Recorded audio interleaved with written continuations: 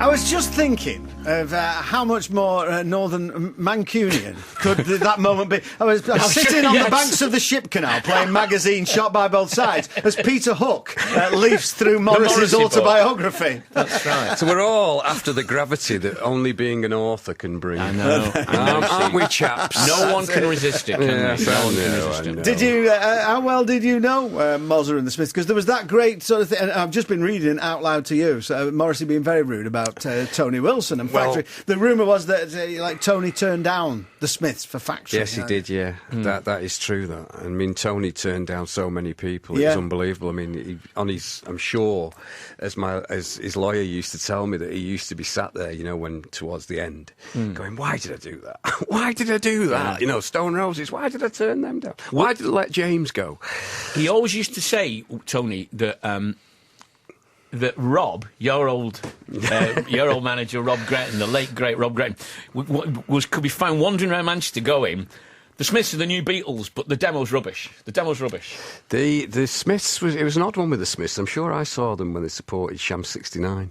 Right. At Rafters, which was a very, very strange gig, and I'm sure it was a very strange gig for Morrissey, knowing the way he looks at life. But yeah, I mean, there was always a great rivalry between us that used to. I mean, everybody, Bernard in particular, always used to accuse me of being really uber competitive. Right.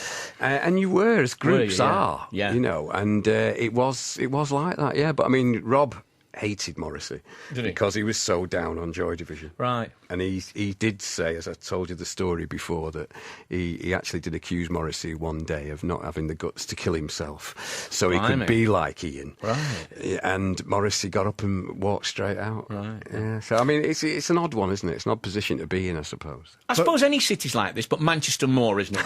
Because we've got everybody. Because the bands tend to know each other and either like each other and hang out together or dislike each other. Yes. Yeah. Well, I mean, I think bands are like that. That's the strange thing I found about when I became a DJ, is that DJs are actually really nice to each other. And I was expecting them to be really bitchy and unhelpful and sabotaged, the way that groups do it. Right. But it's completely opposite, But I mean, I don't know, it's always an odd one with the Smiths. I mean, that's what, every time I hear the rumour about them getting back together again, I always think, no, we've got nothing left. The only thing we've got left as a city is that the Smiths don't get back together again. Yeah. Right. And that's it, isn't it? Yeah. Did he play much with it? I saw the Festival of the 10th Summer. You were both on the same bill, the same day. I saw that. We did the charity gig for Derek Hatton. Right. Wow. Together. Right. And Rob was very annoyed because we did it for our rider, which I think was 3 pies and 4 pale ales. And Morrissey and the Smiths charged him about $1,000, I think. Right. Not as much as the Fall charged him, though. The Fall. Really? Yeah, they charged him a fortune for Derek Hatton, for the benefit concert. But yeah, I mean, I don't know. It was a funny one. The rivalry. You weren't friends, were you, as such? No, I mean, I became friends with Mike Joyce. I mean, I'm friends with all of them now, apart from Johnny Marr, because Bernard got him in the divorce. Right. So I got the dog, and so he went over there. But none of us. It was quite odd though, because I remember we did a gig in Ireland, and we flew back, on one of them little planes, little narrow planes with propellers and all that. And Phil Cunningham, this is when we were New Order, was talking to somebody all through the flight. Stood up at the back near the toilet talking, and we were all tired after the night before. This was when I was drinking. Yes. And I remember thinking, who is that? And then anyway, we got off. And I said, who was that, Phil? And he went, it was Morrissey. And I was going, what?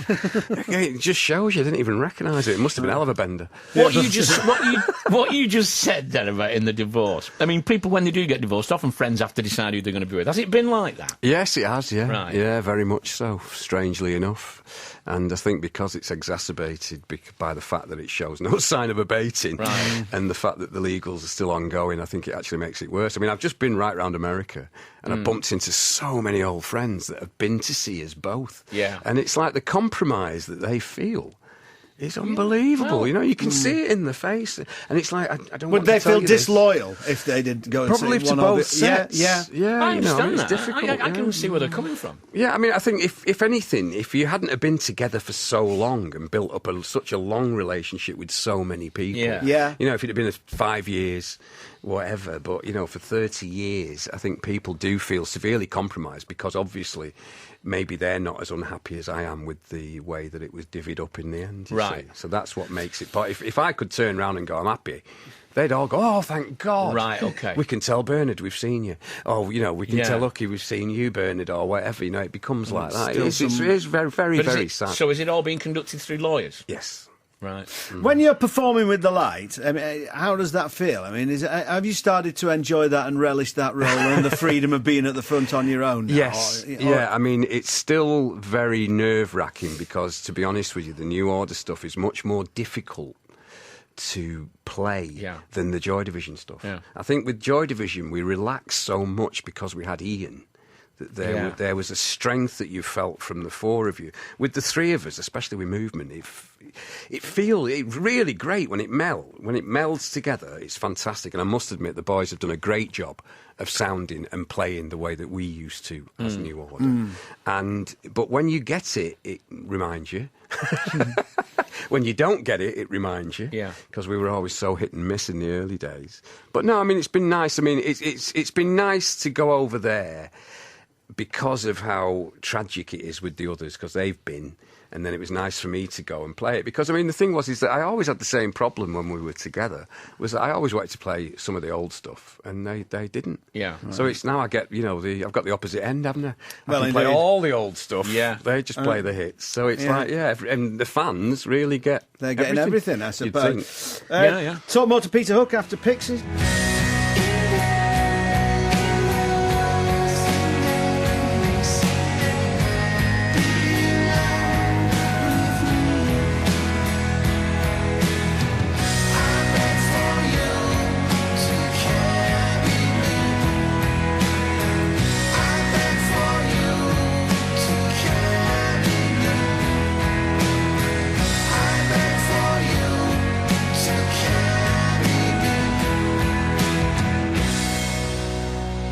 Were the Pixies turned down for Factory? Probably, yes, I would imagine so. You know, correct me if I'm wrong, but I think Uzzlot have a better time off mic than we do on mic. Isn't that true? Some of the scandalous stories that I've just heard. Thank God. From you two. Thank God we're not on air. I know, I was just thinking that, thank God. I don't think the listeners are ready for it. I don't think the lawyers are. No. Even Morrissey, it's made Morrissey close his eyes on the front cover of the book. We're talking to Peter Hook about, we've got to talk about, you've embraced the new technology then, because I'm seeing here live albums available online. You've totally embraced the new technology, have you? Well, it was my son. Was it? I have to say, he's in charge of all that. Who plays with you in the light? Yeah, he's the bass player who drives me onward, I must admit. Yeah, I keep having to say, hang on, son, I'm nearly 60. You know, slow down a little bit. But yeah, we're doing that. And I must admit, you know, it's quite a nice document to do it, because the guys that we do it with are called Play Concert. And they do such a great job of it. They actually make it quite easily. Because, again, I remember in the past all the times, it might have just been New Order, but we used to have so much difficulty whenever it came to doing anything like that.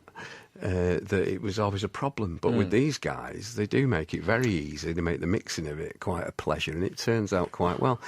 It's no, you know, I mean, I'd rather sell it as a record. But I understand the children today prefer it, don't they? With ease. Is this live at Manchester Cathedral? Yes. Yeah. Yeah. First time we played it, you can hear it. I mean, that was a weird thing about we've just been away for 6 weeks. We were in America, Canada, Brazil, Peru, Chile. We went all over the place. That's why I've got such an awful cold. What was that like? Was all right? It was great. Yeah, it was really good. Well, again, oddly, New Order had just been. Pretending to be New Order, so that's where we got into all the comparisons and all the gossip from all the people that I kept bumping into. But no, I mean, it went really, really well. I was quite pleased, because there's still something about the nervous side of it that does, you know, it always gets you. It is funny, you know, because it is the divorce analogy just keep coming, because it's like when people say, oh, and oh, you met him the other day. How were they looking? You know, they go, oh, they don't know what to say. Were they with anyone? Exactly. Yeah. Exactly. Yeah. Shall we hear some of the music from live at Manchester Cathedral? So this is Chosen Time, and so it was January this year. Yeah, it was. First time we played it. We should say there's other shows are available as well. Leeds, Macclesfield, and Preston are available as well. Excuse me, coughing. Right. I've got Still got my cold. Leeds Macclesfield Impression available as well. But the Manchester Cathedral show from January, Peter Hook and the Light. I bet that was quite emotional. Like when you stand on stage at Manchester Cathedral, because concerts there are great. To death, and the sound was fantastic, I must admit. I really didn't expect it, because you expected so many reflections, but it really was. It was great. That was emotional. The first time that you did it, the weight of it, the expectation and the fear of doing it, the adrenaline is unbelievable. This is Chosen Time.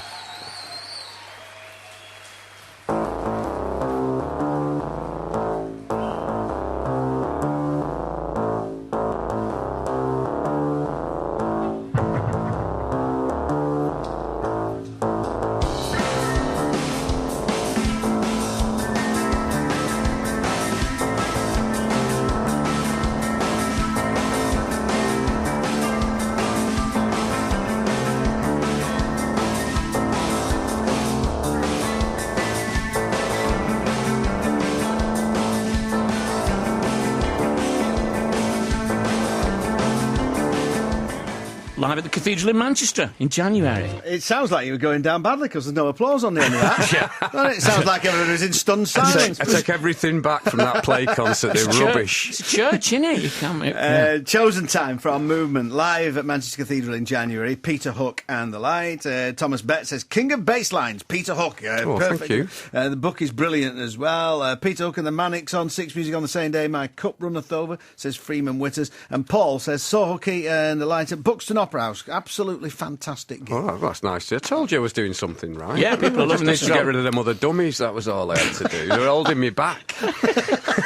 I could listen to this all afternoon, says Dulcet. Well, I don't know if he's Dulcet. I tell you what, you should hear the stuff off mic, mate. You don't want listen to, to that all. You don't want to, these forthcoming Light days, is this Movement and Power, Corruption and Lies again? Yeah, right, okay. again. What do you mean again? It's first time. Yes. And then, it's quite weird, actually, because we're already planning to do Low Life and Brotherhood next September. And it's actually really, when your time goes like that 1 minute, you're sort of planning a year in advance. Well, when you play these songs, are you right back in the room that you originally recorded them? Does it bring it all back? No, I have to say no. I mean, the thing about Movement in particular was that we had such a tough time doing Movement. Martin was terrible. Right. Martin Hannett.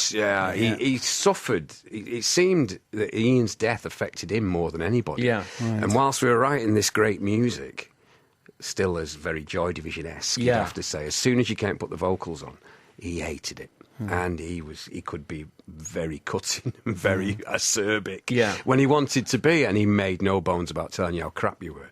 So it actually made us feel worse, and then you get into a bit of a cycle then where you've just got no confidence. And I think if you listen to the record, you can hear how reluctant the vocals are and how buried they are. Yeah. So that's one thing about doing it now with a little bit of 30-odd years of and a bit more of an attitude that you can sort of deliver it. And to me, it feels good. It feels good to do that. It's completely different when you get to Power, Corruption and Lies, because, I mean, the music on Power, Corruption and Lies is so fantastic. Bernard and Stephen did such a wonderful job of creating such an unusual sound. Yeah. And then I went and dragged it back to rock. Yeah. So that's when you got the, the indie rock thing that everybody lives with now, don't they? Well, yeah, I guess so. I guess that was the template for it, really, wasn't it? Yeah, all these days you see at peterhook.co.uk. Now, other plans, there's a book coming out on the same day as someone else's book. Bernard's doing his new order book, so I'm going to do mine on the same day. You're going to come out on the same day? Yeah. This is like blurring away. It's all over again in it's like I literature. said to you, you can read the truth and then you can read his book. In my opinion, it's only a joke there, Bernard. Is there? Listen, what I can't quite work. I mean, I know this is all very painful, and you're sad that it's got to this stage. I know you really are. Heartbreaking. I mean, are you just making light of this, or is there a genuine sense of fun in some of the ridiculousness of it, or is this just covering the pain? Well, I think that's something we could never, in Factory and with the Hacienda, there was always a sense of fun that got you over the tough bits, wasn't there? Being able to poke fun at yourself. I think it's a very northern trait, actually. And also not taking things too heavily. But, I mean, over the 2 years that this fight has been going on, you've had to do it in a certain way so that it didn't crush you. You know, so Yeah. it doesn't bring you down because it's so slow. Yeah. Anything that you do like this is so slow and so expensive. You have to mean it. Do you know And when it it's might come to awful. an... Is there any idea when it might be resolved? It's coming to an end. It's not an easy end, and I hate to think that it will be. And well, you know, in some ways, I'd love it to end. I really would. But 'cause you'd then you rather just it get hadn't on with been your like life. this? No. I mean, Yeah. we should have been able to sit down and talk about it. Yeah. And I think that was a mistake they made, and I don't know why they made that mistake. They still refuse to talk now, which I just don't understand. Even after 2 years of doing it on their own. I just don't understand why you can't just sit down and talk it out, you know. Maybe it's that big shotgun I carry around with me. But in all seriousness... Only that was another joke. In all seriousness, is that offer still there, or has it gone too far now? No, the offer's always there. Well, there you I'd go, much rather maybe- sit and negotiate, Well, maybe sort Word it will- out, so we're all happy. Maybe word will get back. Well, we'll see. You never know. Great to see you, Pete. Thanks And you, for coming mate. by. Right, Thanks, lads. peterhook.co.uk for all the gigs and everything that Peter's up to. Music.